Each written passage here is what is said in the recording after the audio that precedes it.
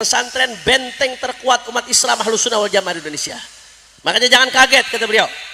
Banyak yang ingin Indonesia hancur. Bagaimana caranya hancurkan pesantren? Banyak yang ingin umat Islam di Indonesia hancur. Bagaimana caranya? Bentengnya dulu yang mesti dihancurkan, pesantrennya hajar. Bahkan beliau mengatakan isu-isu yang terjadi ini selama ini, saudara, isu soal habaib lah, ini itu cuma batu loncatan. Ujung-ujungnya intinya yang penting bagaimana caranya umat terbiasa mencaci maki. Awalnya yang dicaci maki ulama dari kalangan habaib. Selesai ulama dari kalangan habaib, lisan umat sudah dibiasakan nih buat caci maki nih, saudara. Habis itu kiai yang dihantam, terbukti kemarin, saudara. Begitu kiai bisa dihantam, habis itu pesantren dihajar. Saya kadang-kadang heran, giliran ada orang nyawer biduan dangdut ngasih duit, ente nggak ribut. Betul atau tidak? Giliran ada pacar ngasih duit ke pacarnya, so sweet, saudara. Giliran ada santri ngasih duit ke kiainya dibilang feodalisme. Ana abdu man allamani harfan. Jangankan uangnya, saya dijual jadi budak oleh guru saya ridho, saudara.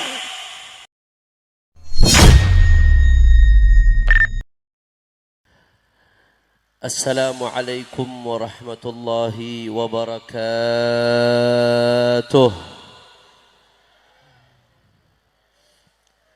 Alhamdulillahi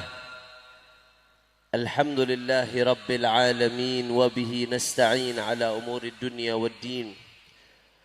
Allahumma fasalli wa sallim wa barik wa karrim wa majid wa azim ala sayyidina wa habibina wa syafi'ina wa nuri qulubina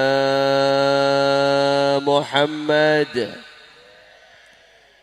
الفاتح لما أغلق والخاتم لما سبق ناصر الحق بالحق والهادي إلى الصراط المستقيم وعلى آله وصحبه حق قدره ومقداره العظيم يا فتاه يا عليم أما بعد.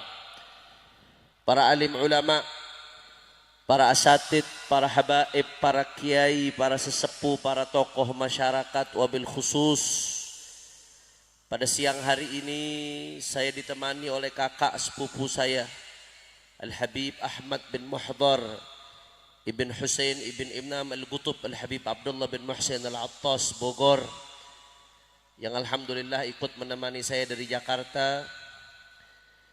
Juga hadir di sini para kiai yang begitu banyak hadir.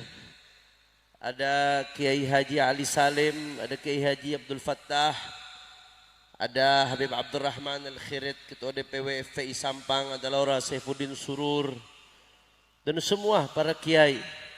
Juga ada Kiai Haji Abdul Aziz, Pangda Banten, dan semua. Tidak saya sebutkan satu persatu para kiai tanpa mengurangi rasa hormat dan ta'zim saya kepada beliau-beliau semua. Kita doakan mudah-mudahan guru kita, kiai-kiai kita, masyayikh kita, lora-lora kita, Allah panjangkan umurnya, Allah sehatkan badannya, Allah jaga zahir batinnya, Allah menangkan perjuangannya. Amin ya Rabbal. Dan salam penghormatan yang paling istimewa saya hadiahkan kepada hadirin hadirat, muslimin muslimat, mukminin mukminat yang hadir pada siang hari ini. Masyarakat Sampang semua angkat tangannya, kita minta sama Allah, mudah-mudahan tidaklah kita keluar dari tempat ini kecuali semua dosa kita diampuni oleh Allah. Yang sakit Allah angkat penyakitnya, Allah sehatkan badannya. Semua yang hadir dilapangkan rezekinya, diberkahi kehidupannya. Amin ya Rabbal. Ahibba'il kiram, alhamdulillah pada siang hari ini kita sama-sama berkumpul tidak lain dan tidak bukan dalam rangka memperingati Maulid Agung baginda Nabi besar Muhammad sallallahu alaihi wasallam sekaligus haul bujuk jenati. Saudara, Nabi yang kita rayakan maulidnya pada siang hari ini adalah seorang al-insanul kamil, manusia yang sempurna, saudara. Nabi sempurna dalam berbagai aspek kehidupannya. Kalau bicara tentang Rasulullah, maka apapun yang berkaitan dengan Rasulullah sempurna, saudara. Fisiknya sempurna, ketampanannya sempurna, keberaniannya sempurna, kepemimpinannya sempurna. Maka tidak ada manusia yang lebih hebat dan lebih sempurna daripada baginda Nabi besar Muhammad sallallahu alaihi wasallam. Saudara, di antara bentuk kesempurnaan Nabi, beliau sempurna sebagai seorang muallim, guru, pendidik, pengajar, saudara. Anda nggak akan pernah menemukan guru, pendidik, pengajar yang lebih hebat dari Rasulullah sallallahu alaihi wasallam. Saking hebatnya Nabi sebagai guru, pendidik, pengajar, muallim, sampai-sampai hal itu diakui langsung oleh Allah Ta'ala dalam Al-Quran. Faqala ta'ala a'udhu billahi minasyaitanir rajim. Huwa alladhi ba'atha fil ummiyina rasulan minhum yatlu alaihim ayatihi wa yuzakkihim wa yu'allimuhumul kitaba wal hikmah wa in kanu min qablu lafi dhalalin mubin. Sadaqallahul azim. Apa kata Allah Ta'ala, Bapak Ibu sekalian, ketika Allah menggambarkan diutusnya Nabi Muhammad sallallahu alaihi wasallam?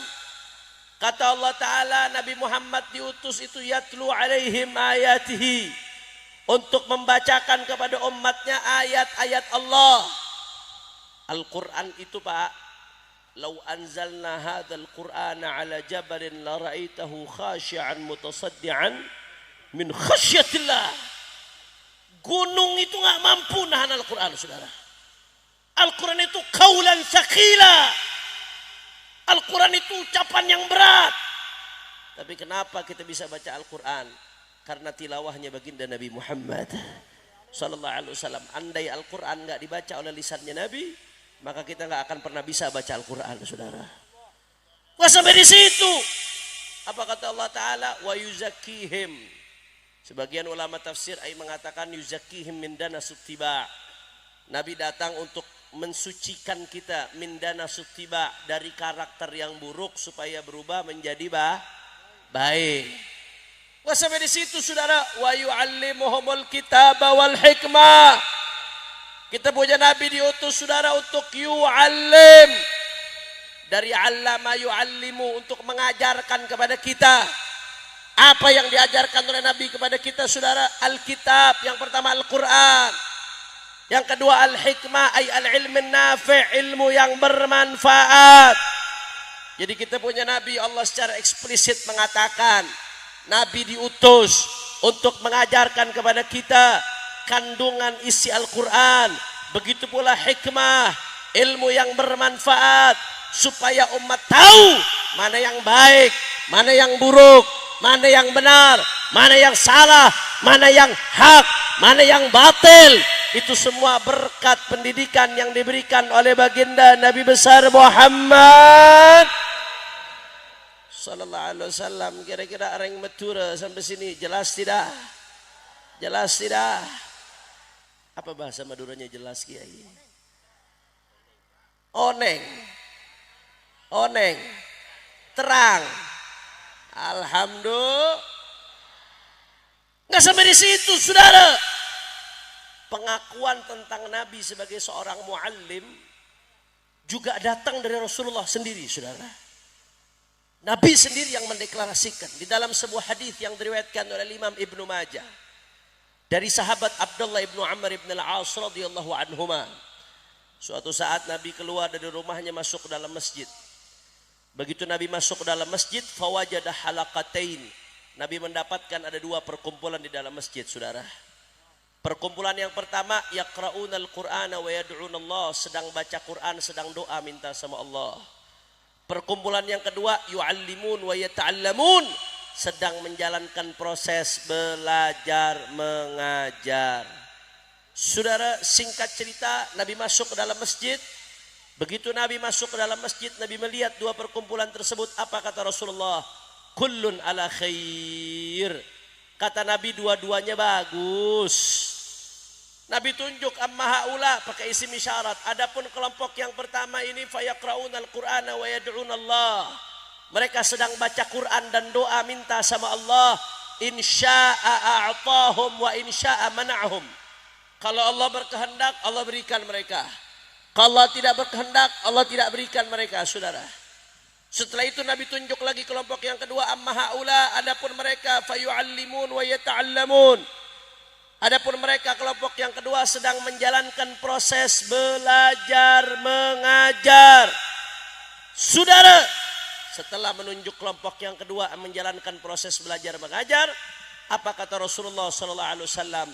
Di sini Rasulullah mendeklarasikan, saudara, kata Rasulullah, innama bu'ithtu mu'alliman. Sesungguhnya aku tidak lain dan tidak bukan diutus sebagai muallim, guru, pengajar, pendidik. Itulah baginda Nabi besar Muhammad sallallahu alaihi wasallam. Akhirnya Nabi memilih untuk duduk bersama kelompok yang sedang menjalankan proses belajar mengajar, saudara. Yang saya pengen garis bawahi, Bapak Ibu sekalian, perhatikan baik-baik. Yang saya ingin garis bawahi, Nabi yang kita rayakan maulidnya pada siang hari ini menyatakan, mendeklarasikan dirinya diutus sebagai mu'alim, sebagai guru, sebagai sebagai pendidik. Allahumma sholli ala Muhammad. Ini ibu-ibu kok rame nih, Bu. Bu, drama beres, Bu. Alhamdulillah, Bu. Saya doakan ibu-ibu yang ngajinya semangat, dengerin khusyuk. Saya doain panjang umur, sehat walafiat, makin disayang suami. Tapi yang kalau saya lagi ceramah, ibu-ibunya ngobrol, apalagi main HP, saya doain suaminya kawin 3. Allahumma sholli ala Muhammad. Lanjut. Takbir. Saudara, bukan hanya Allah yang mengakui Nabi sebagai muallim.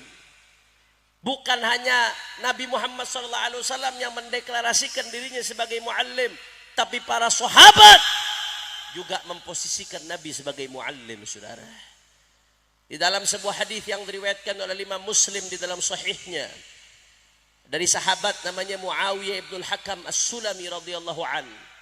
Sahabat Muawiyah ibn Hakam As-Sulami ini, Bapak Ibu sekalian, suatu saat sholat jadi makmum di belakangnya Rasulullah sallallahu alaihi wasallam. Ketika beliau sedang sholat bermakmum dengan Rasulullah, tiba-tiba ada satu orang yang bersin. Apa bahasa Maduranya bersin? Asep, saudara. Pokoknya begitulah. Ada orang bersin. Sahabat Muawiyah bin Hakam As-Sulami dengar orang bersin, dijawab sama beliau, yarhamukallah. Mudah-mudahan kamu dirahmati oleh Allah. Saya mau tanya sama orang Betura, lagi sholat ngajak orang ngomong, batal nggak sholatnya? Batal. Nggak boleh ada mukhatab dalam sholat kecuali Allah wa Rasuluh. Rasulullah walaupun manusia, tapi kalau kita dalam sholat tidak menjadikan Nabi lawan bicara, sholat kita nggak sah, saudara. Karena dalam sholat kita diwajibkan untuk membaca assalamu alayka ayyuhan nabiyyu wa rahmatullahi wa barakatuh. Mukhatab dalam sholat hanya boleh Allah dan Rasulnya. Selain Allah dan Rasulnya nggak boleh jadi lawan bicara dalam sholat, saudara. Tapi sahabat ini menjadikan orang yang bersin lawan bicara. Yarhamukallah, mudah-mudahan kamu dirahmati oleh Allah. Karena beliau ngomong lagi sholat, kata beliau, faramanil qawmu bi absarihim. Itu sahabat-sahabat yang lain melirik beliau, saudara. Kaget dalam hati mereka, mungkin siapa ini ngobrol lagi sholat, ngomong lagi sholat ini. Merasa dirinya dilirik sahabat Muawiyah bin Hakam. Beliau akhirnya ngomong lagi, wa thukla ummiyah ma balukum tanzuruna ilayya. Kalau bahasa kitanya, ini ada apa ini? Kok kalian semua ngeliatin saya? Ada apa ini? Beliau, saudara, gara-gara beliau ngomong lagi seperti itu, fayadribuna bi afkhadihim, sampai sebagian sahabat itu gregetan, saudara. Sampai mukul paha-paha, ngasih isyarat. Maksudnya diem, jangan ngomong, diem. Ini lagi sholat, jangan bicara. Setelah itu kata beliau, saya baru sadar kalau saya disuruh diem. Akhirnya saya diem. Ini masjidnya Rasulullah sudah geger, saudara. Gara-gara ada sahabat yang bicara ketika sholat. Selesai ini semua, orang yang bicara ketika sholat tadi dipanggil oleh Rasulullah Sallallahu Alaihi Wasallam. Bapak ibu sekalian, bayangan dia ini ngobrol ketika sholat, ngomong. Bayangannya mungkin dipanggil sama Nabi akan dibentak oleh Nabi, saudara. Mungkin dipanggil oleh Nabi akan dimarahi oleh Nabi Sallallahu Alaihi Wasallam. Ternyata apa yang terjadi, saudara? Begitu dia dipanggil sama Nabi, Nabi dengan lemah lembut, dengan penuh kasih sayang, Nabi sampaikan, inna hadhis salah la yasluh fiha syai' min kalamin nas. Innama hiya tasbihun wa takbirun wa tilawatu Quran. Kata Rasulullah sallallahu alaihi wasallam, ini yang namanya salat, enggak boleh bicara sama manusia.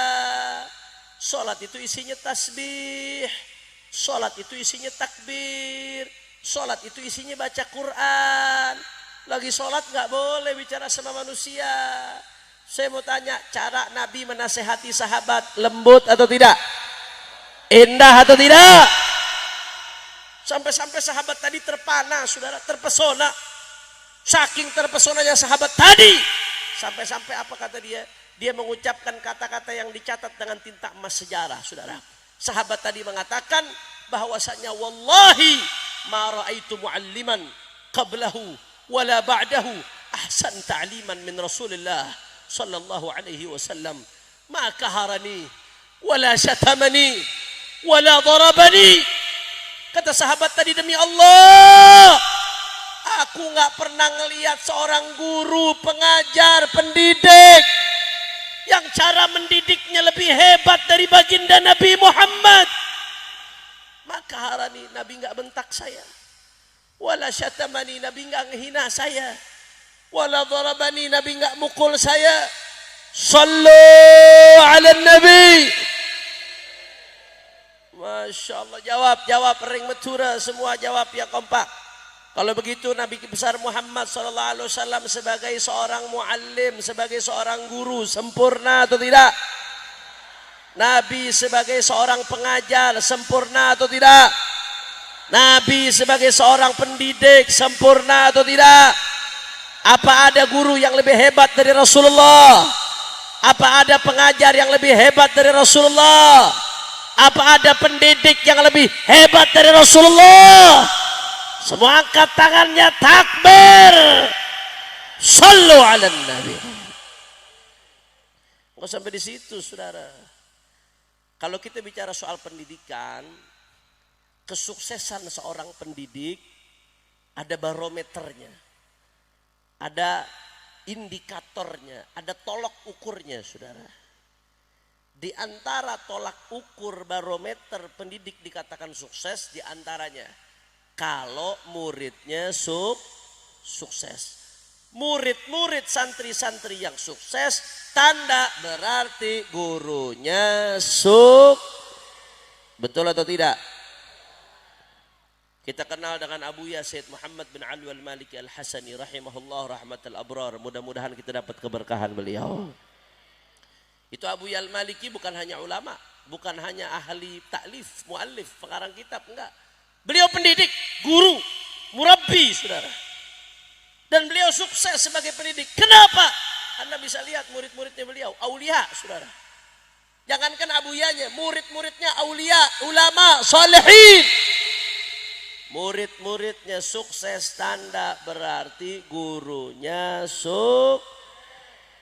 betul atau tidak?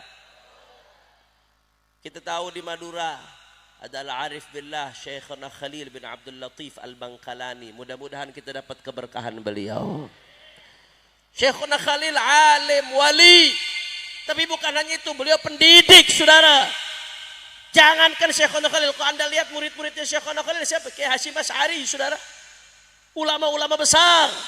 Bahkan banyak dari kalangan habaib sebagaimana dicantumkan dari manaqibnya Syekhana Khalil. Saya dengar dari cucu-cucunya, saudara. Banyak murid-murid Syekhana Khalil dari kalangan habaib, termasuk Habib Salim bin Ahmad bin Jindan. Saudara, Jangankan gurunya, murid-muridnya saja aulia, ulama, solehin. Bagaimana dengan Syekhana Khalilnya, saudara? Murid sukses tanda berarti gurunya setuju. Setuju? Itu barometer. Ayo coba barometernya kita terapkan pada Rasulullah SAW. Kalau Rasulullah pendidik, guru, pengajar, siapa muridnya? Murid-murid Rasulullah, Sayyidina Abu Bakar As-Siddiq, Sayyidina Umar bin Al-Khattab, Sayyidina Uthman bin Affan, Sayyidina Ali bin Abi Talib radhiyallahu anhum. Belum lagi baqiyatul ashril mubasysyirina bil jannah, Sa'dun Sa'id bin Auf, Talhatun wa Abu Ubaidatin wa Zubairun sadatun ghuraru. Belum lagi wa Hamzatun wa kadzal Abbas sayyiduna wa najluhul habru man zalat bihil ghiyaru ay Sayyidina Abdullah bin Abbas. Belum lagi Sayyidina Abdullah bin Mas'ud, Sayyidina Abdullah bin Umar, Sayyidina Zaid bin Thabit, Sayyidina Abu Hurairah, Sayyidatuna Aisyah radhiyallahu anha, Sayyidina Khalid bin Walid, murid-murid Nabi, saudara. Orang-orang luar biasa. Mereka hidup dikelilingi padang pasir di Hijaz, di Mekah, Madinah. Tapi mereka murid-muridnya Rasulullah berhasil membawa cahaya Islam tersebar ke seluruh dunia, saudara. Sampai-sampai kekaisaran besar dibuat tunduk sama murid-muridnya Nabi. Romawi tunduk, Persia tunduk, dunia bergetar dengan murid-muridnya Rasulullah. Saudara, murid-muridnya saja seperti ini, bagaimana dengan gurunya Sayyiduna Muhammad? Saudara, sejarah tidak pernah mencatat dan tidak akan pernah mencatat. Catat baik-baik, saudara. Sejarah tidak pernah mencatat dan tidak akan pernah mencatat seorang pengajar, guru, pendidik yang lebih hebat daripada Sayyiduna wa Maulana Muhammad sallallahu alaihi wasallam. Oh, kalau kita mau bicara ini panjang, saudara. Abu Ya Sayyid Muhammad bin Alul Maliki sampai nulis satu kitab judulnya Usul At-Tarbiyah An-Nabawiyah. Cuma bicara tentang bagaimana sisi pendidikan yang dilakukan oleh Rasulullah sallallahu alaihi wasallam. Syekh Abdul Fattah Abu Ghuddah, salah satu masyayikh daripada Sayyidil Walid Al-Habib Rizik, nulis kitab judulnya Ar-Rasulul Muallim wa Asalibuhu fit Ta'lim. 200 halaman lebih, saudara. Cuma bicara tentang kesempurnaan Rasulullah sebagai seorang pendidik, pengajar, guru. Yang pada akhirnya, pada intinya, kita akan sampai kepada kesimpulan tidak akan pernah menemukan seorang guru, pengajar, pendidik yang lebih hebat daripada Sayyiduna Muhammad. Saya mau tanya, kira-kira sampai sini jelas atau tidak? Jelas atau tidak? Reng Sampang, Kapi, semua jawab yang kompak. Kalau begitu, apa ada pendidik yang lebih hebat dari Rasulullah? Apa ada guru yang lebih hebat dari Rasulullah? Apa ada pengajar yang lebih hebat dari Rasulullah? Kalau begitu, Rasulullah sebagai pendidik sempurna atau tidak? Nabi sebagai pengajar sempurna atau tidak? Nabi sebagai guru sempurna atau tidak? Semua angkat tangannya, takbir. Sallu ala Nabi.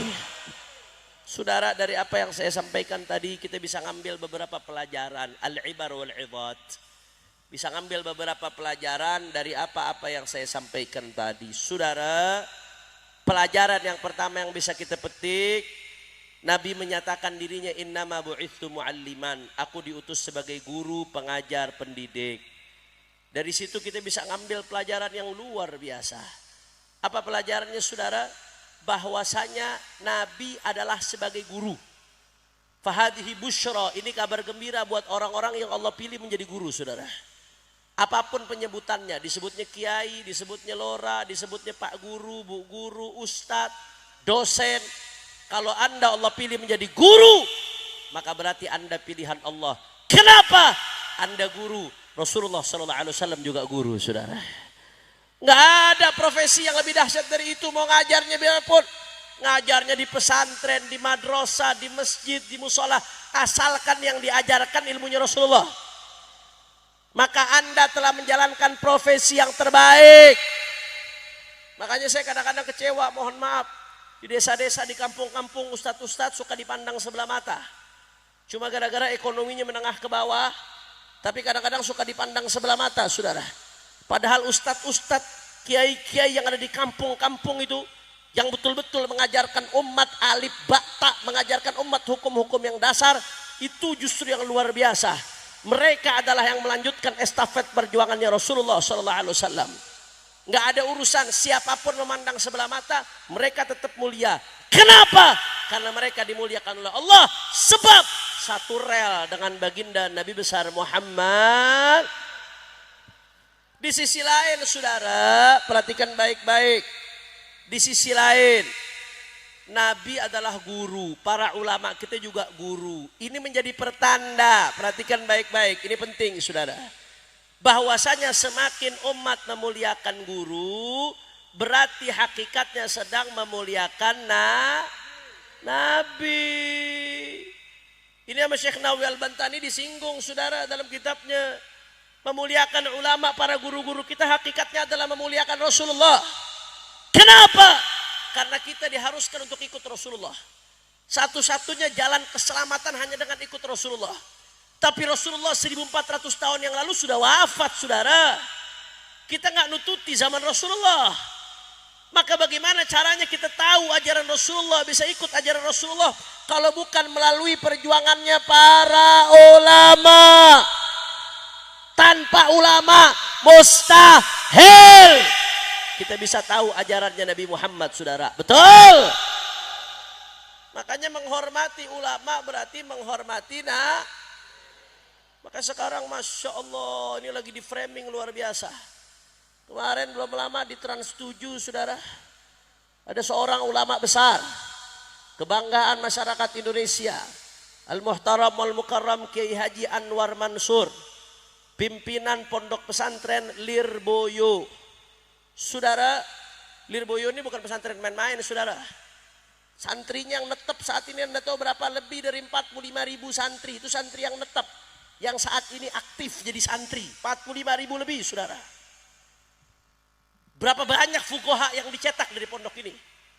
Berapa besar jasanya buat perjuangan Islam di Indonesia saudara. Kiai Anwar Mansur, kiai sepuh, hidupnya dihabiskan buat ngajar di pesantren. Bahkan saya lihat satu video beliau ngajar dari pagi jam 7 pas zuhur. Begitu zuhur kaget, loh sudah azan zuhur tah. Ngajar dari jam 7 pagi sampai zuhur, kaget sudah zuhur saudara. Seolah-olah ngajar sebentar. Bahkan sampai sepuh beliau saking pengen ngajarnya, sampai ngelihat kitab itu pakai kaca pembesar saudara. Saking semangatnya tetap buat ngajar, didik santri. Luar biasa. Tahu-tahu dihina, di framing, seolah-olah kiai ini saudara memanfaatkan santri-santrinya. Santri-santri sedang lagi sowan ngasih uang ke kiainya saudara, sebagai bentuk cinta, ta'zim, tabarrukan. Di framing seolah-olah kiainya kaya, santrinya miskin, tapi santri yang ngasih duit kepada kiai kurang ajar. Saudara, kiai adalah guru kami, perantara kami menuju Rasulullah. Jangankan kasih uang ke dia, andai kata kami korban nyawa buat kiai kami, itu sudah sewajarnya saudara. Kenapa? Tanpa para kiai, tanpa para guru, kami tidak kenal Rasulullah saudara. Betul atau tidak? Betul atau tidak? Saya mau tanya, apalagi di Madura, murid ngasih hadiah ke guru, wajar atau tidak? Murid ngasih uang ke guru, tabarrukan, wajar atau tidak? Yang butuh kita untuk dapat barokah atau kiainya yang butuh? Kitanya saudara, bukan kiainya yang butuh, kitanya yang butuh. Sebuah kehormatan. Ana abdu man allamani harfan. Jangankan uangnya, saya dijual jadi budak oleh guru saya ridho saudara. Kami di pesantren dididik seperti itu Bapak Ibu sekalian. Dan ini adalah kehormatan. Saya kadang-kadang heran, giliran ada orang nyawer biduan dangdut ngasih duit, ente nggak ribut. Betul atau tidak? Giliran ada pacar ngasih duit ke pacarnya, so sweet saudara. Giliran ada santri ngasih duit ke kiainya dibilang feodalisme. Apa ini saudara? Menghormati para kiai, menghormati para ulama, tidak lain dan tidak bukan karena mereka adalah perantara kita menuju Rasulullah Sallallahu Alaihi Wasallam. Oh, kalau saya mau bahas ini dalilnya panjang, saudara. Kita ini nggak zamanin Nabi, tapi dari mana kita tahu ajarannya Nabi? Dari para guru kita. Guru kita belajar dari gurunya, guru kita belajar dari gurunya lagi, guru kita belajar dari gurunya lagi. Kata Al-Habib Ali bin Muhammad Al-Habsyi, abun yatalagga an abihi wa hakadha fayalaka min abai kiramin wa ajdadi musalsalatun anhum asanidu akhdhihim ila khairi mahmudi wa ashrafi hammadi. Sallu ala Nabi Muhammad. Makanya hati-hati saudara, kita udah wanti-wanti dari jauh-jauh hari, hati-hati. Nanti akan kita bahas masalah pesantren di akhir, insya. Dan di sisi lain, umat menghormati ulama berarti menghormati Rasulullah. Di sisi lain, Nabi menyatakan dirinya innama bu'itsu mu'alliman. Aku diutus, kata Rasulullah SAW, sebagai guru, pengajar, pendidik. Berarti pemerintah dituntut untuk lebih perhatian kepada guru. Semakin pemerintah perhatian kepada guru, berarti semakin tinggi hormatnya kepada baginda Nabi besar Muhammad. Gak ada urusan mau yang di negeri, yang di swasta, yang formal, non formal, semua guru jasanya besar. Pemerintah wajib lebih perhatian. Ya, di satu sisi memang guru dituntut buat ikhlas lillahi. Keikhlasan guru itu yang bikin ilmu murid jadi barokah, saudara. Tapi di sisi lain jangan lupa, guru juga manusia. Bukan rocker saja yang manusia, saudara. Guru juga manusia. Bukan hanya dituntut ikhlas. Dia punya kebutuhan, punya anak, punya istri, punya keluarga, punya tanggungan. Saya kadang-kadang sedih, Pak. Ini saya bicara negara yang berkewajiban negara, saudara. Saya kadang-kadang sedih baca berita guru-guru honorer di pelosok-pelosok gajinya sebulan 200.000, saudara. Gaji sebulan 150.000, 300.000 guru-guru honorer di pelosok-pelosok buat beli kuota internet aja nggak cukup kadang, saudara. Tuntutannya besar di sisi lain. Tapi sedemikian rupa giliran guru gajinya kecil, giliran anggota DPR gajinya gede, saudara. Betul atau tidak? Ada hareng matura, jawab yang jujur. Mana yang lebih manfaat buat umat, guru atau anggota DPR? Mana yang lebih berjasa buat umat, guru apa anggota DPR? Mana yang lebih besar perannya buat umat, guru apa anggota DPR? Makanya saya mau ngajak orang Sampang rapat paripurna ini, saudara. Siap orang Sampang rapat paripurna? Rapat dengar pendapat. Nanti hasilnya jadi undang-undang nih, daerah mana nih masuknya nih? Omben, undang-undang perombenan, saudara. Omben, undang-undang perombenan, saudara. Saya mau nanya, jawab yang kompak. Kira-kira orang Sampang kalau gaji guru ditukar sama gaji anggota DPR, setuju atau tidak? Udah sah. Allahumma shalli ala Muhammad. Biasanya yang ditepuk tanganin monyet, saudara. Allahumma shalli ala Muhammad. Jelas? Makanya saya mau tanya semua, siap hormat para guru? Siap takdim dengan para guru? Siap takdim dengan para kiai? Siap takdim dengan para ulama? Semua angkat tangannya, takbir. Sallu ala Nabi. Pelajaran yang kedua yang bisa kita petik, saudara. Nabi menyatakan dengan dirinya menyatakan innama bu'itsu mu'alliman. Kata Nabi, aku diutus tidak lain dan tidak bukan sebagai guru. Saudara, kalau kita belajar ilmu lughah, kata-kata innama tufidul hasr. Innama itu menunjukkan makna hasr. Jadi kalau diartikan innama bu'itsu mu'alliman, sesungguhnya aku diutus tidak lain dan tidak bukan sebagai guru. Artinya apa? Nabi di sini menekankan. Nabi sampai menjadikan visi misi diutusnya beliau untuk visi misi pendidikan, saudara. Ini menunjukkan saking pentingnya pendidik. Ini menunjukkan umat begitu butuh sama yang namanya pendidik. Betul atau tidak? Jangan ngimpi umat ini baik kalau nggak betul-betul dapat pendidikannya Rasulullah Sallallahu alaihi wasallam. Jangan mimpi udah umat bisa baik. Nabi sendiri yang udah mengatakan man yuridillah bi khairan yufaqihu fid din. Kata Nabi kalau Allah Ta'ala menginginkan kebaikan buat seseorang, Allah bikin dia paham ilmu agama. Ini hadis jangan dipahami sempit, saudara. Kata-kata paham ilmu agama di situ, bagaimana mau paham ilmu agama kalau nggak melalui proses pendidikan? Innamal ilmu bitta'allum. Ilmu itu lewat pendidikan, saudara. Habib kan ada ilmu laduni. Ya ilmu laduni awalnya pendidikan dulu. Man amila bima alima, 'allamallahu ilma ma lam ya'lam. Ilmu laduni itu lewat pendidikan dulu, saudara. Dan nggak sampai di situ. Nabi mengatakan kalau Allah menginginkan kebaikan buat seseorang, Allah bikin dia paham ilmu agama. Saudara, ibadah Allah, kalau perorangan nggak bisa baik kecuali dengan ilmu agama, perorangan itu kalau dikumpulkan akan menjadi keluarga. Keluarga kalau dikumpulkan akan menjadi masyarakat. Ahlan wa sahlan, kita ucapkan selamat datang buat guru kita Syekhana Kiai Haji Ali Karrar Sin Haji. Kita doain beliau mudah-mudahan panjang umur, sehat wal afiyah. Ya Rasulullah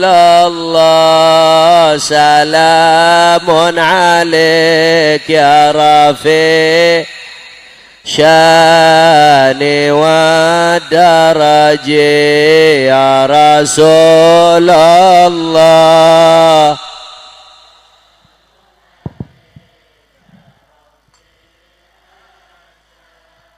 Ni wa daraji ya Rasulullah salamun alaik.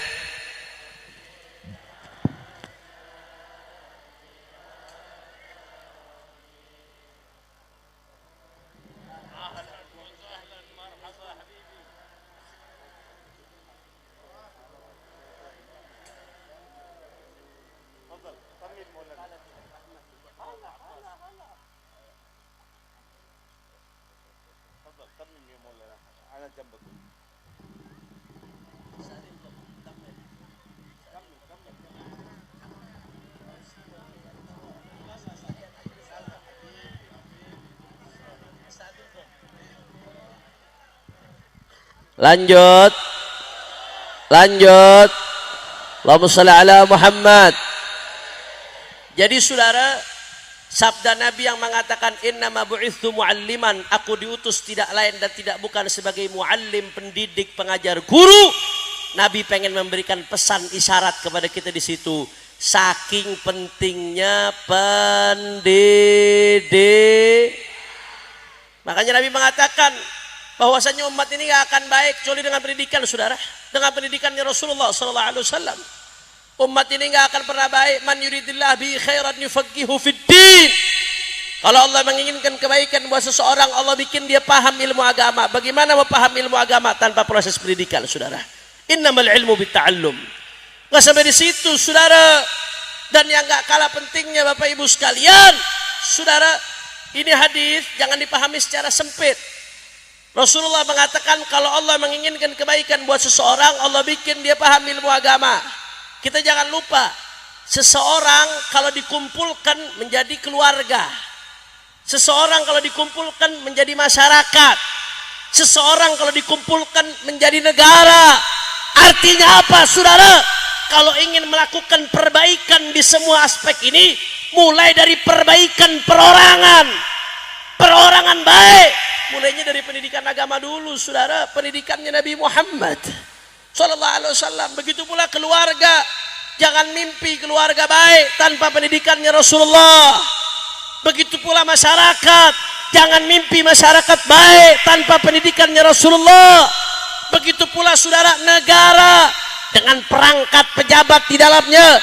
Jangan mimpi bisa baik tanpa pendidikannya baginda Nabi besar Muhammad sallallahu alaihi wasallam. Apalagi di zaman sekarang, zaman fitnah yang masya Allah, zaman yang dikatakan badiru bil a'mal fitanan ka qita'il lailil mudlim yusbihur rajulu mu'minan wa yumsi kafiran, yumsi mu'minan wa yusbihu kafiran.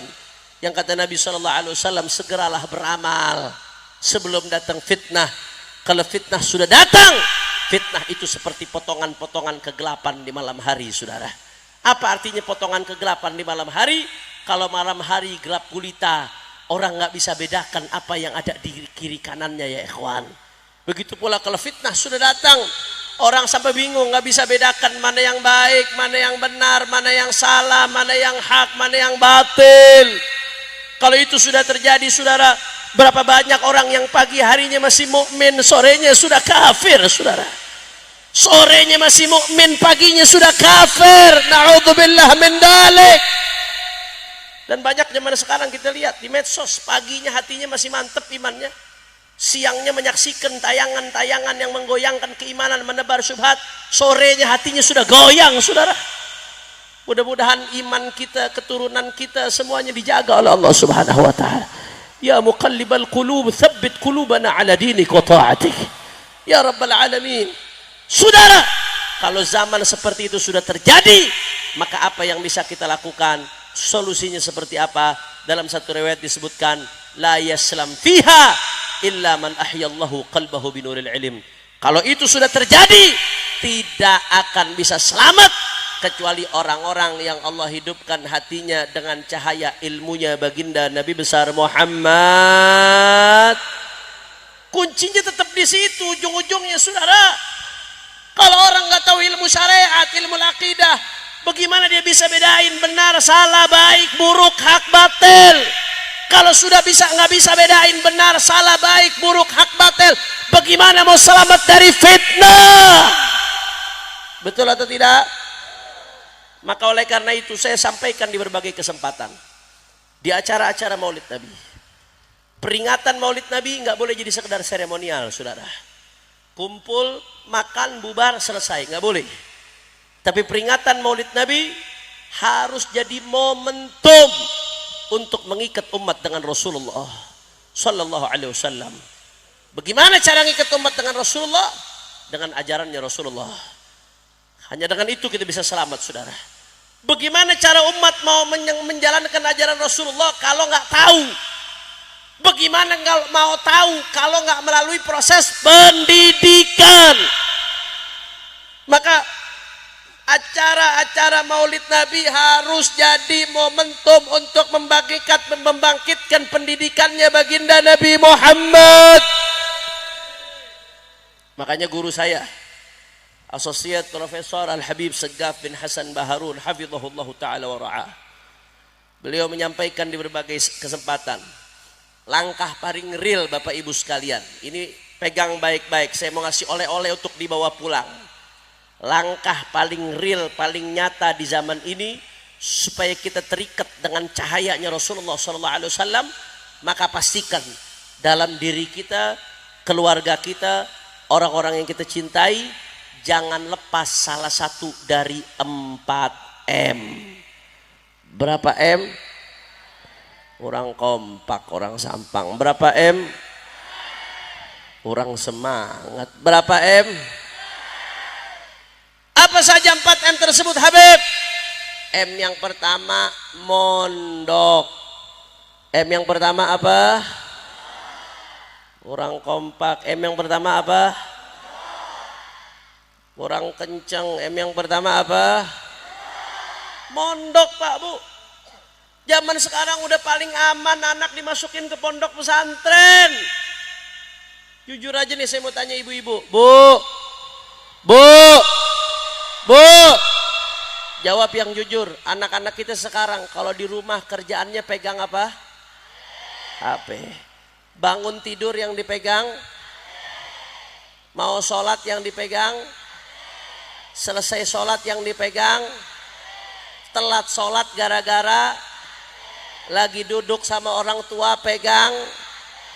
Mau makan pegang? Ya sendok, Bu, kalau mau makan.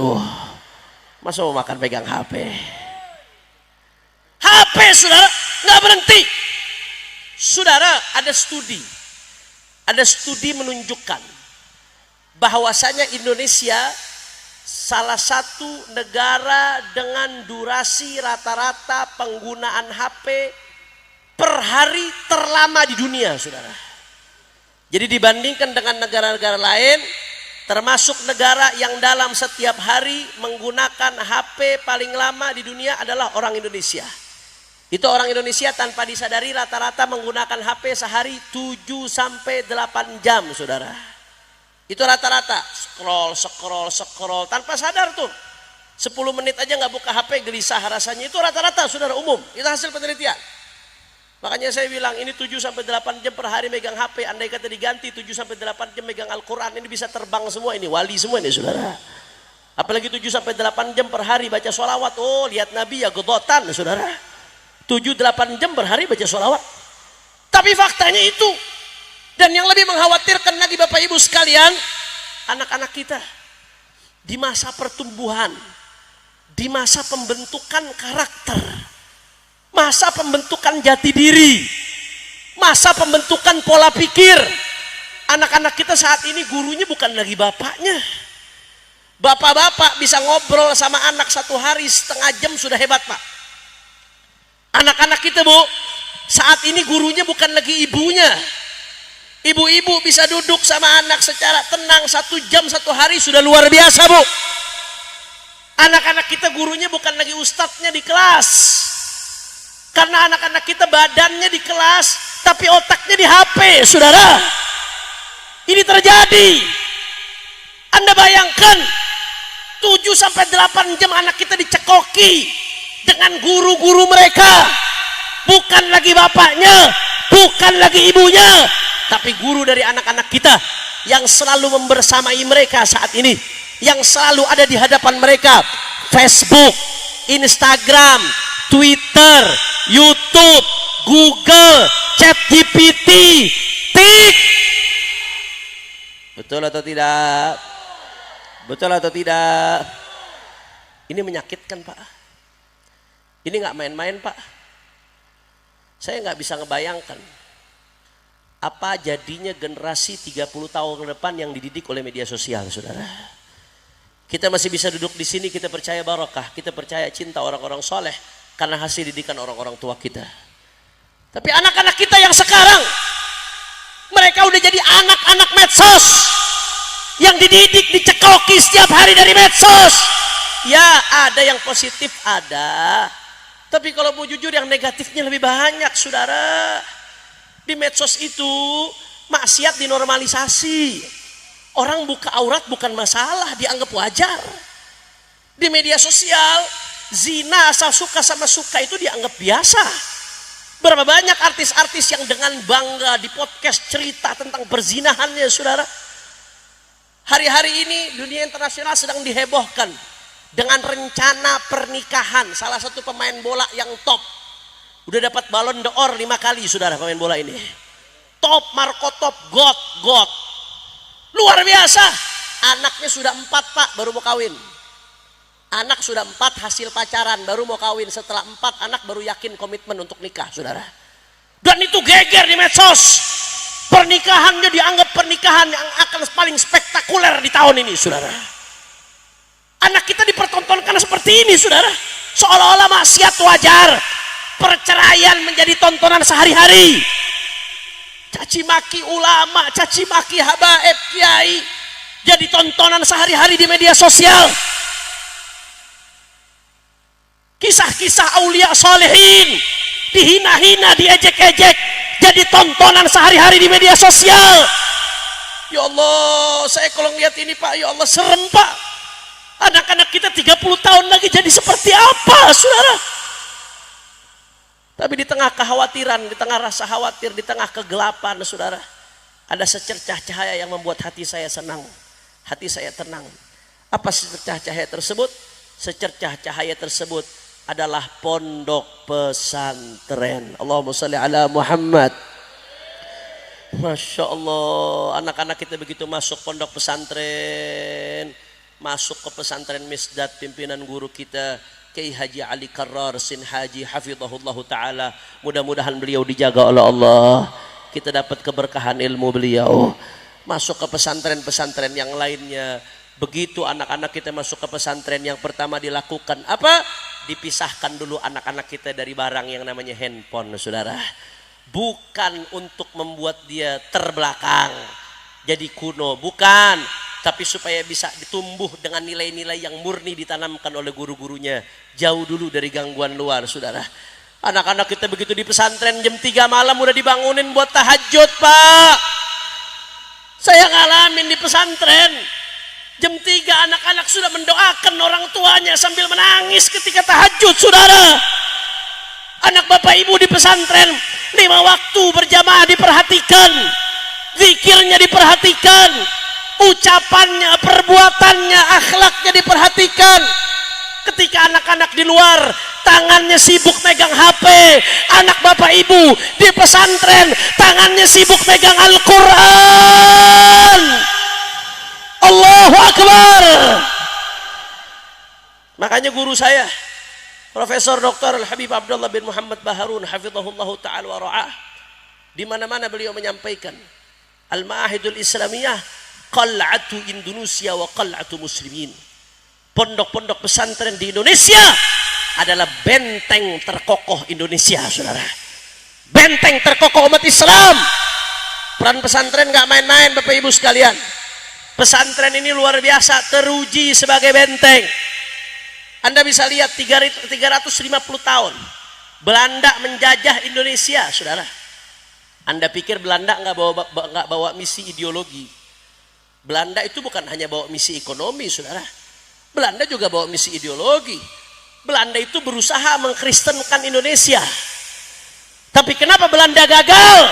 Di antara salah satu penyebabnya karena banyak pesantren-pesantren yang berdiri jauh sebelum Indonesia lahir, saudara. Saya kasih contoh, diantaranya salah satunya apa? Ada pesantren besar tua namanya Pondok Pesantren Sidogiri di Pasuruan. Reng Madura pasti tahu Sidogiri, saudara. Betul? Karena masyayikh kita di Madura banyak yang belajarnya di Sidogiri. Betul? Itu Sidogiri kurang lebih berdiri hampir 290 tahun yang lalu, saudara. Indonesia umurnya baru 80 tahun. Sidogiri umurnya sudah 290 tahun, hampir 290 tahun umurnya, saudara. Luar biasa. Di zaman Belanda dia berdiri menjadi benteng yang kokoh, mencetak ulama, mencetak dai, tersebar itu ke desa-desa, jaga akidah umat. Gagal Belanda mengkristenkan Indonesia, saudara. Masuk zaman Jepang, tetap berdiri kokoh. Nambah pesantren-pesantren lebih banyak di awal-awal tahun 1900-an berdiri di Indonesia, saudara.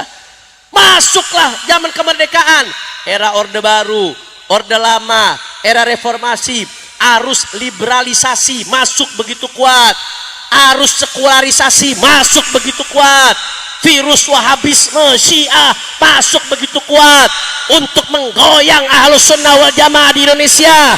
Tapi apa yang terjadi? Tetap Ahlus Sunnah wal Jamaah bisa berdiri kokoh, tidak tergoyahkan. Kenapa? Karena peran-peran pondok pesantren yang jadi benteng Ahlus Sunnah wal Jamaah, saudara. Allahu Akbar.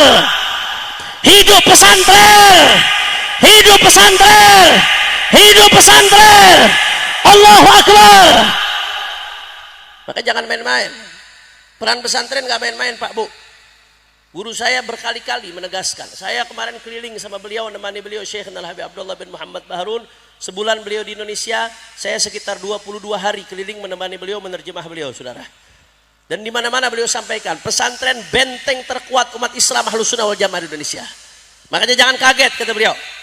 Banyak yang ingin Indonesia hancur. Bagaimana caranya hancurkan pesantren? Banyak yang ingin umat Islam di Indonesia hancur. Bagaimana caranya? Bentengnya dulu yang mesti dihancurkan, pesantrennya hajar. Bahkan beliau mengatakan isu-isu yang terjadi ini selama ini, saudara, isu soal habaib lah, ini itu cuma batu loncatan. Ujung-ujungnya intinya yang penting bagaimana caranya umat terbiasa mencaci maki. Awalnya yang dicaci maki ulama dari kalangan habaib. Selesai ulama dari kalangan habaib, lisan umat sudah dibiasakan nih buat caci maki nih, saudara. Habis itu kiai yang dihantam, terbukti kemarin, saudara. Begitu kiai bisa dihantam, habis itu pesantren dihajar. Kemarin terjadi musibah di pesantren Buduran Al-Khazini Sidoarjo. Itu pesantren tua, saudara. Jasanya besar buat umat pesantren tersebut. Lebih dari 60 santri meninggal dunia. Tapi mereka meninggal dunia sebagai syahid. Insya Allah mudah-mudahan mereka memberikan syafaat buat keluarganya, insya Allah. Ini pesantren besar. Jasanya buat umat gak main-main. Tapi begitu terjadi musibah, dimanfaatkan orang yang suka pesantren. dipakai buat nyerang pesantren, buat ngantem pesantren. Sayyidil Walid Al-Habib Muhammad Rizik bin Husain bin Syihab kemarin ketika acara Jakarta Barat bersolawat di majelis saya, saudara, beliau dengan tegas menyampaikan marah besar kepada orang-orang yang tanpa empati menyerang pesantren Buduran Sidoarjo, saudara. Mereka sedang mendapatkan musibah. La tudhiris syamatata li akhik fayarhamuhullah wa yabtalik. Saudaramu sedang dapat musibah, bukannya dicaci, jangan dimaki, bantu, tolong, bukan dihina, saudara. Betul atau tidak? Betul atau tidak? Makanya saya nggak setuju apapun alasannya, siapapun mereka yang menghina-hina pesantren Buduran Sidoarjo Al-Khazini dengan berbagai jasa yang ada di pesantren tersebut, ketika dapat musibah seperti itu, saudara, itu perbuatan yang tidak benar. Bahkan itu dijadikan pintu oleh orang-orang yang nggak suka pesantren buat menghina-hina pesantren, buat nyerang pondok pesantren. Na'udzubillah, amin. Jangan kaget kalau itu terjadi, karena memang pesantren ini benteng. Kalau mau menghancurkan dalamnya, bentengnya dulu yang harus dihancurkan. Makanya saya sampaikan ini kurang lebih sekitar 3 bulan lalu kepada Bapak Menteri Agama Republik Indonesia. 3 bulan lalu saya ketemu 2 kali dengan Bapak Menteri Agama Republik Indonesia Profesor Dr. Nasaruddin Umar. Pertemuan yang pertama bersama Sayyidil Walid Al-Habib Rizik bersama rombongan pengurus Markas Syariah. Pertemuan yang kedua saya ketemu lagi dengan Menteri Agama seminggu berikutnya dengan guru saya Profesor Dr. Al-Habib Abdullah bin Muhammad Baharun. Saya ketemu beliau di kantor Kementerian Agama, saudara. Di 2 pertemuan ini saya sama-sama sampaikan urusan ini, saudara. Pak Menteri, mohon maaf, kami menemukan upaya sistematis untuk merusak citra pesantren. Pesantren andai kata ada oknum 1-2 di pesantren ini melakukan pencabulan, misalkan ada 1-2 oknum pelecehan seksual, itu beritanya di blow up habis-habisan, beritanya diangkat, nggak berhenti-berhenti, seolah-olah semua pesantren tempat cabul, seolah-olah semua pesantren tempat pelecehan seksual, seolah-olah semua pesantren tempat penyimpangan seksual, seolah-olah semua pesantren tempat bully, tempat feodalisme, perbudakan modern. Ini terjadi dan Menteri Agama mengamini. Iya betul Habib, saya juga melihat adanya upaya seperti itu saat ini, kata beliau, saudara. Padahal andai kata ada 1-2 oknum di pesantren yang melakukan penyimpangan seksualkah, pencabulankah, pelanggaran syariat, pelanggaran undang-undang, saya mau tanya, kira-kira kalau dihukum seberat-beratnya setuju atau tidak? Kita minta supaya dihukum seberat-beratnya, saudara. Kenapa? Karena selain melanggar aturan agama, melanggar aturan negara, dia juga merusak citra pesantren, saudara. Tapi masalahnya jangan yang seperti ini seolah-olah mau dijadikan wajah pesantren. Kenapa? Sebab ini berapa persen sih? 0,00000 sekian persen kejadian itu. Pesantren-pesantren yang soleh jauh lebih banyak, yang wali jauh lebih banyak, yang mencetak ulama jauh lebih banyak, yang mencetak tokoh bangsa jauh lebih banyak. Kenapa yang seperti ini seolah-olah dijadikan wajah pesantren? Betul. Dan kalau kita bicara soal penyimpangan seksual, pelecehan seksual, saudara, bully di luar pesantren jauh lebih banyak, saudara, jauh lebih mengerikan. Kenapa seolah-olah wajah pesantren yang dituding seperti itu? Na'udzubillah, min.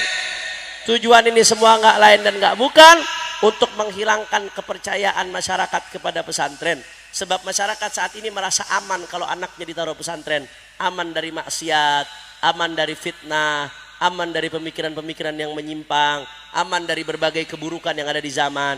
Kepercayaan tersebut ingin dirontohkan, sehingga begitu kepercayaan runtuh, masyarakat nggak percaya lagi ke pesantren. Kalau masyarakat nggak percaya lagi ke pesantren, anaknya nggak masuk lagi ke pesantren. Kalau anaknya nggak masuk lagi ke pesantren, pesantren akan hancur, saudara. Karena pesantren dari dulu berdiri independen.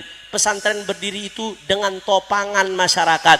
Kalau sudah tidak mendapatkan lagi, pesantren akan hancur. Begitu pesantren hancur, benteng Indonesia hancur. Benteng Indonesia hancur, berarti tinggal tunggu waktu Indonesianya hancur. Na'udzubillah, amin.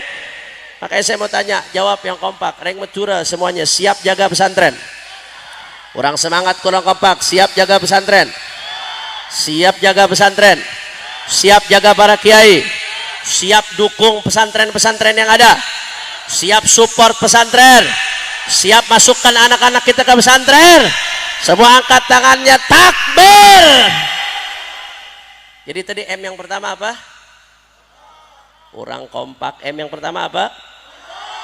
Habib saya nggak bisa mondok Beb, anak saya nggak bisa mondok jauh-jauh Beb. Bagaimana? Ya udah ambil M yang kedua, madrasah. M yang kedua apa? Orang kompak. M yang kedua, M yang pertama, M yang kedua. Madrasah kita banyak yang bagus-bagus kok Pak. Kenapa kadang-kadang orang Islam gengsi masukin anaknya ke madrasah? Kalau anaknya masuk ke madrasah ngerasa tidak unggulan, nggak keren, sehingga nggak mau masukin anaknya ke madrasah. Madrasah kita banyak yang bagus, dan yang lebih penting di madrasah anak kita dapat pendidikan dunia, dapat juga pendidikan akhir. Habib, anak saya udah terlanjur masuk sekolah non madrasah. Bagaimana Habib kalau keluar lagi nanti biayanya besar lagi? Atau Habib, ya anak saya sudah terlanjur kuliah, dulunya nggak di madrasah. Bagaimana ini sekarang? Ambil solusi M yang ketiga. Apa M yang ketiga? Mengaji. M yang ketiga apa? Tadi M yang pertama, M yang kedua, M yang ketiga, mengaji. Saudara, silakan anak Anda sekolah apapun, belajar apapun, tapi pulang jangan lupa hadirkan guru ngaji buat dia. Jangan sampai anak kita bisa baca omongan manusia sampai setinggi-tingginya, tapi firman Allah dia nggak bisa baca. Halal haram nggak tahu, cara-cara ibadah yang dasar nggak tahu, saudara. Dan yang lebih penting lagi, kalau anak kita nggak bisa ngaji, besok kita mati yang bacakan Quran buat kita siapa? Ada orang saudara di kota sana, itu luar biasa, duitnya miliaran, asetnya di mana-mana, jabatan tinggi, popularitas luar biasa. Itu begitu mati, karangan bunga berjejer saudara, tapi jenazah masih di tengah rumah, sudah setel kaset Al-Quran. Saya tanya, kenapa kau pakai kaset Quran? Kenapa anaknya kemana nggak ngaji? Anaknya nggak bisa ngaji ternyata saudara. Kalau sudah itu terjadi, apa artinya uang? Apa artinya jabatan? Apa artinya popularitas? Kalau kita mati, anak kita nggak bisa baca Quran buat kita saudara. Lebih baik hidup pas-pasan, apa adanya, makan tahu tempe, tapi kita mati, anak kita bisa baca Quran buat kita saudara. Betul. Mudah-mudahan kita meninggalkan anak-anak yang soleh. Amin ya rabbal. Jadi M yang pertama, M yang kedua, M yang ketiga. Habib saya udah tua, mau ngaji secara khusus malu, atau nggak punya waktu Beb, saya sibuk. Bagaimana? Ambil M yang keempat. Apa M yang keempat? Majelis. M yang keempat apa?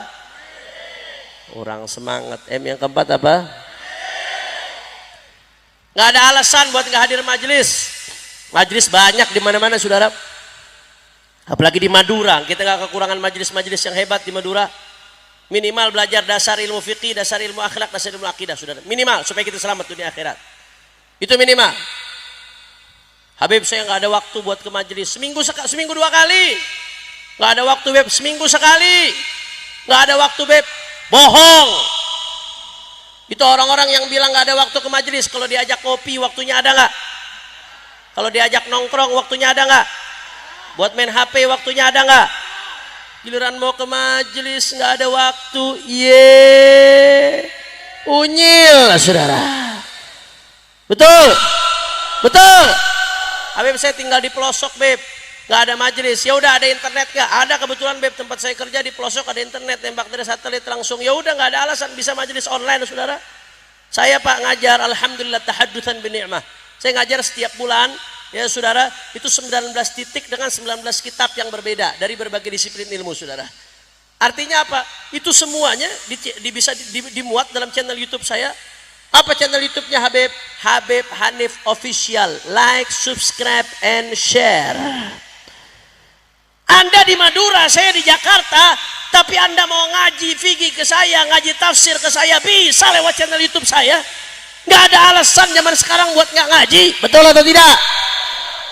Yang penting walaupun ngaji dari YouTube, ngajinya harus sama orang yang jelas, ulama yang betul-betul ahlus sunnah. Oh, jangan kata Habib Hanif ngaji dari YouTube aja Beb, akhirnya ngajinya sama Mama Gufron saudara. Wa maqalina rahmatan lafi Allah. Jelas, jelas. Jadi M yang kedua apa? M yang pertama, M yang pertama, M yang kedua, M yang ketiga, M yang keempat, majelis. Mondok nggak mau, madrasah ogah, mengaji nggak mau, majelis juga ogah. Kalau sudah begitu silahkan ambil M yang kelima. Apa M yang kelima? Mati aja kamu. Mati kalau saudara-saudara. Betul. Habib kok kasar ngomongnya? Bukan saya yang ngomong begitu, yang ngomong Imam Syafi'i. Kata Imam Syafi'i, "Wa man fatahu ta'lim waqta syababihi fakabbir alaihi arba'an li wafatihi."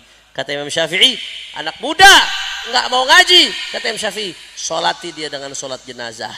Berarti besok-besok orang omben, kalau ada anak muda nongkrong di pinggir jalan nggak mau ngaji, langsung ambil keranda. Tahu keranda? Masukin saja, masukin saudara. Innalillahi hayatuhu kamautih. Nggak ada bedanya antara hidupnya dan matinya. Na'udzubillah min. Sekali lagi tadi 4M semuanya apa? Yang pertama, yang kedua, yang ketiga, yang keempat, yang kelima. Waduh, bahaya ini.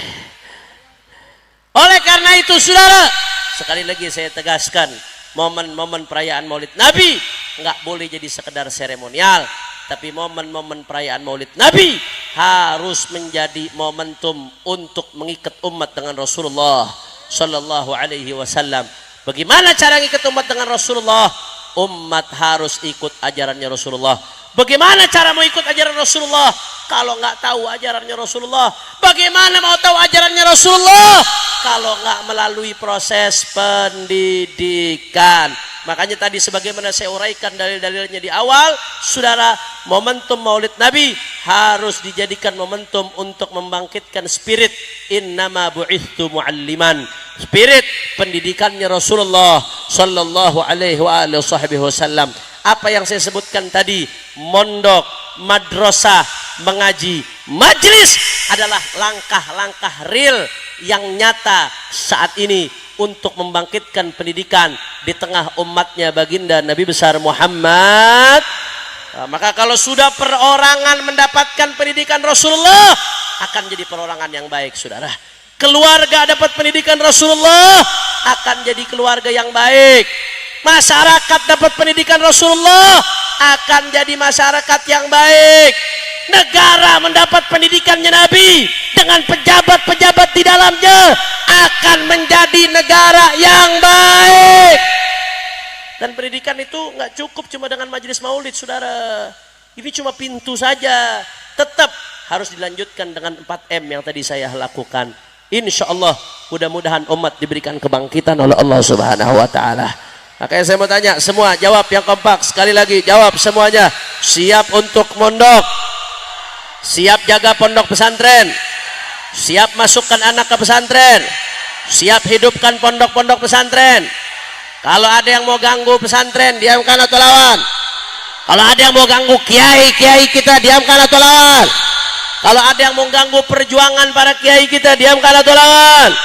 Siap hidupkan madrasah-madrasah, siap ngaji, siap hidupkan majelis-majelis. Semua angkat tangannya, takbir. Sallu ala Nabi. Terakhir sama-sama kita baca sholawat dengan niat mudah-mudahan barokah sholawat. Yang punya hajat Allah kabul hajatnya, yang sakit Allah angkat penyakitnya, Allah sehatkan badannya, semua yang hadir dilapangkan rezekinya, dikabul hajat-hajatnya. Dan jangan lupa doakan saudara-saudara kita di Palestina, doakan saudara-saudara kita di Palestina, di Gaza. Jangan pernah berhenti doakan mereka, mudah-mudahan Palestina merdeka. Yang wafat Allah terima sebagai syuhada, yang sakit Allah sembuhkan penyakitnya, yang saudara yang lapar Allah kenyangkan, saudara Allah cukupkan segala kebutuhannya. Mudah-mudahan Israel hancur, Amerika hancur, sekutu-sekutunya hancur. Amin ya Rabbal. Ayo sama-sama kita baca salawat, dan kita niatkan juga dengan baca salawat. Saat ini Sayyidil Walid Al-Habib Muhammad Rizik bin Husain bin Syihab sedang di rumah sakit untuk menjalankan proses operasi saudara.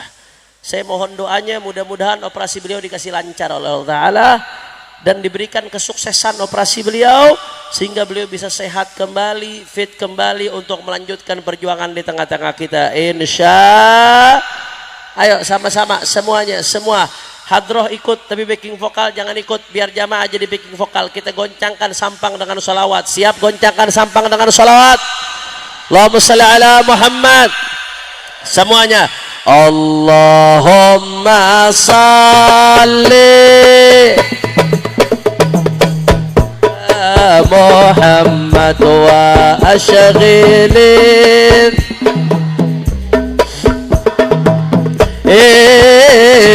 Allahumma salli ala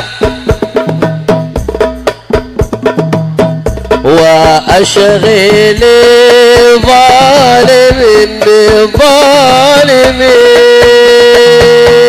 wa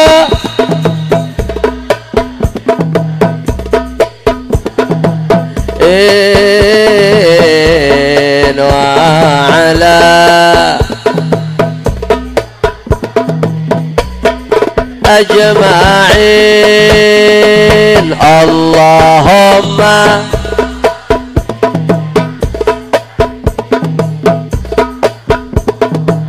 وأشغل الظالم بالظالمين اللهم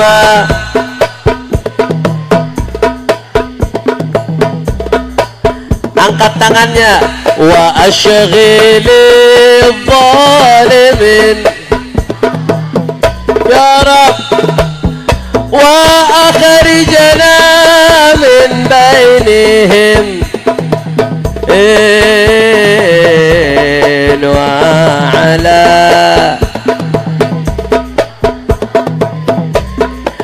ajma'in sallallahu على نور المبين أحمد المصطفى سيد المرسلين صلى الله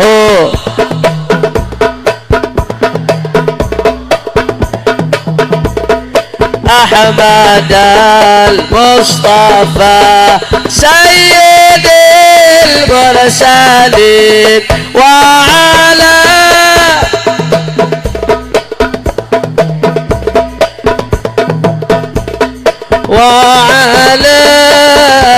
آله وصحبه أجمعين اللهم صل على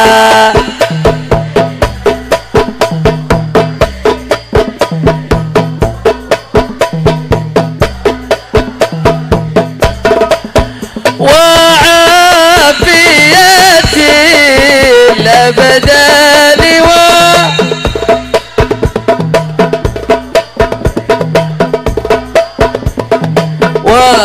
وضيائها وعلى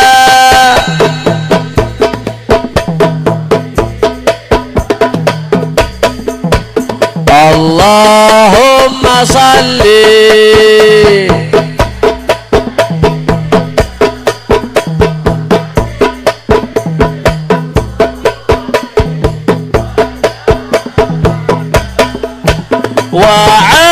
وعافية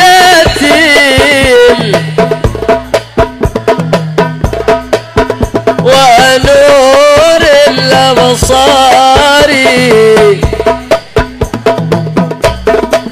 وعلى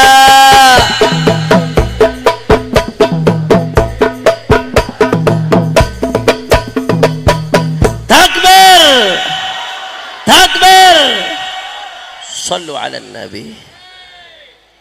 Kita tutup dengan doa. Kita minta, yang pertama saya minta doa kakak saya, kakak sepupu saya yang ikut menemani saya pada hari ini, Al-Habib Ahmad bin Muhdar Ibn Husain Ibn Imam Al-Qutub Al-Habib Abdullah bin Muhsin Al-Attas Bogor.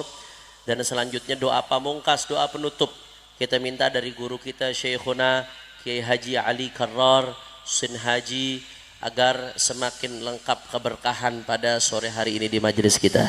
Saya minta jamaah dari sini yang belum sholat asar langsung sholat asar, jangan ditunda-tunda ya. Langsung secepatnya di masjid terdekat, di musola terdekat langsung sholat. Kalau saya sudah jamak takdim, karena saya musafir. Yang musafir sudah jam takdim. Tapi yang belum sholat asar langsung sholat asar, jangan ditunda-tunda. Insya. Fadhal Habib Ahmad.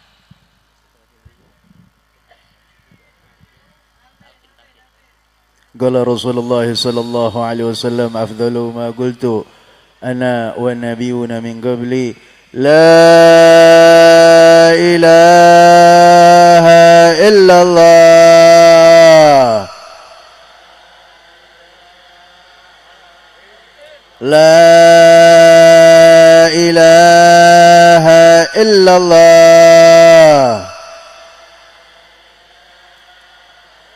لا إله إلا الله